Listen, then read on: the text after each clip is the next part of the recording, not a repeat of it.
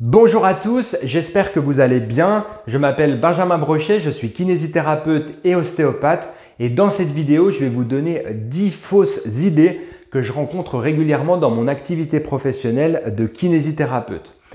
Alors pourquoi est-ce que je vous donne ces fausses idées? Eh bien tout simplement parce que je me rends compte que ces fausses croyances empêchent beaucoup de personnes de réaliser leur objectif santé. Alors qu'est-ce que j'entends par objectif santé? C'est le fait par exemple de vouloir corriger sa posture, de vouloir renforcer son dos, de soulager certaines douleurs, etc.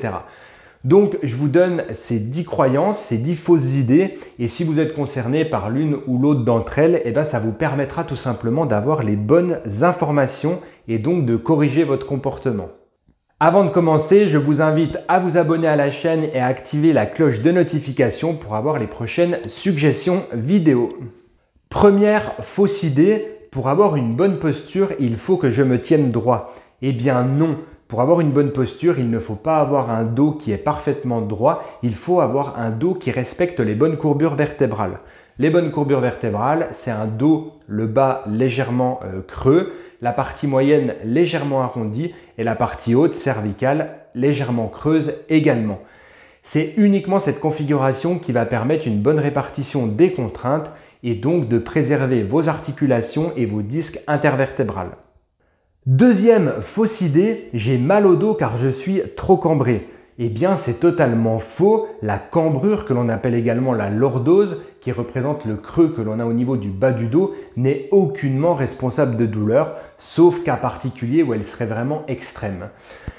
Paradoxalement, les gens qui nous rapportent ce discours ont généralement un déficit de cambrure. Donc en fait, ils pensent avoir mal au dos parce qu'ils ont le dos trop creux et en fait, ils ont souvent mal au dos parce qu'ils ont le dos qui n'est pas suffisamment creux. On l'a vu dans la première croyance, il faut absolument qu'il y ait ce creux au niveau des lombaires pour avoir une bonne répartition des contraintes du poids du corps sur le bassin et les jambes.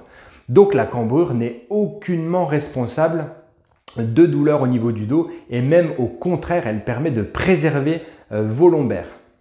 Troisième fausse idée, j'ai mal au dos car j'ai une scoliose. Eh bien c'est faux, la scoliose n'occasionne aucune douleur de dos. Même dans les cas les plus sévères, il n'y a généralement pas de corrélation entre une douleur de dos et la présence d'une scoliose. La scoliose peut cependant majorer une pathologie qui est déjà présente, mais prise isolément, généralement, elle ne va pas entraîner des douleurs de dos. Alors, j'ajouterais qu'il y a des cas exceptionnels où la scoliose peut entraîner des douleurs quand elle est vraiment très importante et qu'elle va comprimer certaines structures telles que les structures pulmonaires, les organes internes, etc. Mais les scolioses telles qu'on a l'habitude de les voir, eh bien, ne sont pas responsables de douleurs de dos. Quatrième fausse idée, ma hernie discale est une pathologie grave. Eh bien, chaque cas est différent, mais globalement, non. Il faut savoir que 80% des hernies discales sont asymptomatiques, donc finalement la majorité des gens qui ont une hernie discale ne le savent même pas, ils en ont même pas conscience. Et de plus, la plupart des hernies qui sont symptomatiques évoluent favorablement, sauf une minorité qui vont nécessiter de la chirurgie. Donc la plupart du temps, la hernie discale n'est pas une pathologie grave, il y a seulement une minorité qui va constituer une urgence chirurgicale et qui dans ce cas-là constitue une pathologie grave. Cinquième fausse idée, j'ai mal au dos car je n'ai pas assez d'abdominaux. Eh bien, il faut savoir que la majorité des personnes pensent que le problème de dos est dû à une faiblesse musculaire et que cette faiblesse musculaire, elle porte sur les abdominaux. Donc pour ces personnes-là, pour régler le problème, eh bien, il faut faire des abdominaux de type crunch, c'est-à-dire des flexions pour renforcer la musculature abdominale et donc mettre fin au mal de dos. Eh bien, sachez que c'est totalement faux. Il y a effectivement la plupart du temps des déficits musculaires quand on a des douleurs de dos, mais ces déficits, ils portent plutôt sur les spinaux, c'est-à-dire les muscles qui sont au niveau du bas du dos et qui sont en arrière de la colonne vertébrale. Et si vous réalisez des abdominaux, ça ne va pas arranger vos douleurs, mais ça va en plus entraîner un déséquilibre supplémentaire entre les extenseurs et vos abdominaux. Donc, en plus de ne pas renforcer les muscles qu'il faut, vous allez entraîner un déséquilibre musculaire et vous allez probablement augmenter les douleurs que vous avez au niveau de votre dos. Donc, le mal de dos n'est pas associé la plupart du temps à un déficit des abdominaux tels que les grands droits, mais plutôt un déficit des spinaux. Donc il ne faut pas faire des abdominaux tels qu'on a l'habitude de les voir faire en crunch, en flexion. Il faut faire plutôt un renforcement sur les extenseurs et parfois également du gainage. Et là, on va renforcer d'autres types d'abdominaux, les obliques, le transverse, etc. Mais là, plus dans un but de co-contraction musculaire. Donc, les abdominaux sont responsables du mal de dos lorsqu'ils sont déficitaires. C'est faux. Sixième fausse idée, je dois m'étirer lorsque je réalise de l'activité physique. Eh bien, oui et non. Ça dépend vraiment de ce que vous allez rechercher. En fait, on a trois possibilités d'étirement. Soit on s'étire avant l'activité, soit on s'étire après, soit on s'étire à distance. Si vous vous étirez avant l'activité, il faut vraiment que les étirements soient doux pour préparer le muscle à l'activité physique. Si vous étirez trop pour gagner en souplesse par exemple, eh bien vous allez augmenter le risque de blessure durant l'activité physique. Si vous vous étirez après l'activité physique, eh bien c'est plus dans un but de récupération et là encore il faut que les étirements soient très doux et ne soient pas réalisés dans un but d'assouplissement. Parce qu'en fait l'étirement post-activité, s'il est réalisé trop fort, va majorer les micro-lésions que vous avez réalisées au niveau de vos tissus musculaires. Donc si vous avez des petites lésions par-ci par-là que vous ne ressentiez pas, le fait d'étirer fort, eh bien vous allez déchirer davantage ces lésions musculaires et vous allez augmenter votre risque de blessure secondaire. Donc les étirements à proprement parler, si on veut par exemple gagner en souplesse, eh bien on va les réaliser à distance de toute activité physique. Septième fausse idée, lorsque j'ai mal au dos, je dois me reposer. Eh bien c'est non, non et non. Le repos, c'est vraiment le faux ami du mal de dos. Toutes les études scientifiques sont claires à ce sujet-là. Si vous vous reposez quand vous avez mal au dos, vous allez avoir tendance à avoir des douleurs qui vont durer plus longtemps. Alors dans certains cas où les douleurs sont très présentes, très aiguës, on va tolérer 1, 2, voire 3 jours de repos relatif, mais il va falloir très vite se remettre en mouvement et le mouvement doit être adapté à votre profil. Ça peut passer par des étirements, des assouplissements, de l'activité de type cardio, mais il faut que ça réponde à votre profil, à vos douleurs.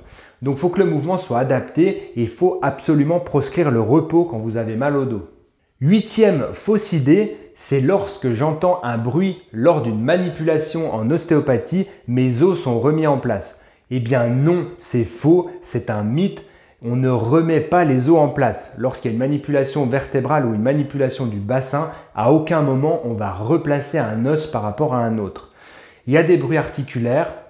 Les études scientifiques montrent que lorsque les manipulations sont bien réalisées, elles ont une efficacité, mais en tout cas, il n'y a pas d'os qui sont remis en place.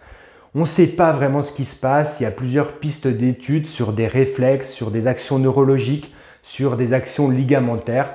Mais il n'y a rien de validé, il n'y a rien qui est actuellement prouvé. On sait juste que c'est efficace et qu'on ne remet pas les os en place. Neuvième fausse idée, j'ai mal au dos car j'ai une jambe qui est plus courte que l'autre. Eh bien globalement non, il y a de très nombreuses asymétries au niveau du corps humain et il n'est pas rare d'avoir une jambe qui est plus courte que l'autre. De façon globale, on va considérer qu'on compense généralement bien une asymétrie de longueur au niveau des jambes jusqu'à 1,5 cm. Au-delà, on peut être amené à compenser le déséquilibre avec une semelle ou une talonnette. Dixième et dernière fausse idée, pour soulager les douleurs, il faut mettre du chaud. Eh bien oui et non. En réalité, ça dépend du type de douleur. On va plutôt mettre du chaud sur des douleurs de type musculaire pour entraîner la détente des fibres et on va plutôt mettre du froid sur des douleurs de type inflammatoire. Donc le chaud ou le froid, ça dépend vraiment de l'origine de la douleur. Et là encore, c'est la théorie, puisqu'en pratique, il y a certaines personnes qui vont se trouver soulagées avec du froid dans des douleurs musculaires et certaines personnes vont être soulagées par du chaud dans des douleurs inflammatoires. Donc le chaud n'est pas applicable à tous les types de douleurs. Parfois il faut du chaud, parfois il faut du froid. Voilà pour cette vidéo sur les différentes croyances populaires. Vous vous êtes peut-être retrouvé dans l'une ou dans l'autre de ces fausses idées. Si c'est le cas, j'espère que vous allez intégrer les nouvelles informations, ce qui vous permettra d'atteindre plus facilement vos objectifs santé. J'espère vraiment que cette vidéo vous a plu. Si c'est le cas, je vous laisse mettre un pouce en l'air. Je vous invite également à vous abonner à la chaîne si ce n'est pas encore fait et à activer la petite cloche de notification. Je vous dis à très bientôt dans une prochaine vidéo. Ciao, ciao! Bonjour à tous, j'espère que vous allez bien. Je m'appelle Benjamin Brochet, je suis kinésithérapeute et ostéopathe. Et dans cette vidéo, on va voir ensemble 5 étirements musculaires incontournables à réaliser si vous avez mal au dos.